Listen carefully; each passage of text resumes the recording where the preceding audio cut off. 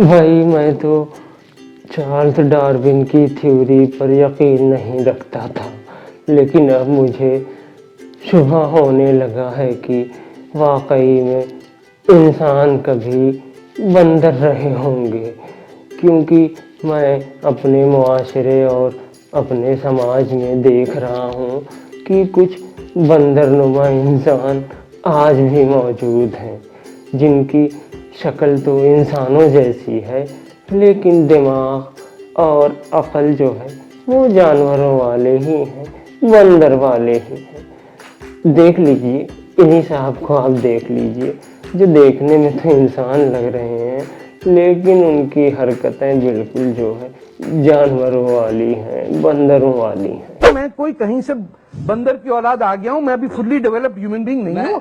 एकदम इन्होंने वक्त बदल दिया, जज्बात बदल दिए, जिंदगी बदल दी। मैंने सुना है कि 1982 में यहां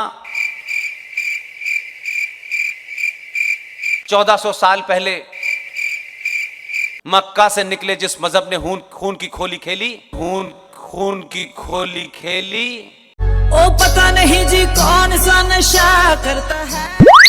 हम इंसानों के अंदर एक कॉमन बुराई है, वो ये कि अगर हमारा भला नहीं हो रहा है तो हम दूसरों का भी भला नहीं चाहते। इसके मेन एग्जांपल्स हैं, जैसे आप ये वीडियो देख रहे हैं, देख के आप चले जाएंगे, चैनल को सब्सक्राइब नहीं करेंगे। हालांकि अगर आप सब्सक्राइब कर देंगे तो किसी का भला हो जाएगा और आपका नुकसान भी नहीं होगा। और बेल आइकन को भी प्रेस कर सकते हैं, उससे भी आपका कोई नुकसान नहीं होगा, बल्कि फ़ायदा ही होगा।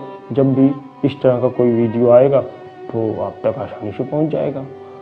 लाइक भी कर सकते हैं, लाइक करने से भी कोई नुकसान नहीं, कोई जो है आपको हार्म नहीं पहुंचेगा। और कमेंट भी आप कर सकते हैं, किसी भी तरह का, एनी टाइप्स ऑफ कमेंट, किसी भी तरह का कमेंट करिए। संबित पात्रा टाइप का कर दीजिए और बाबा रामदेव टाइप का कर दीजिए, किसी भी टाइप का चलेगा, कर सकते हैं।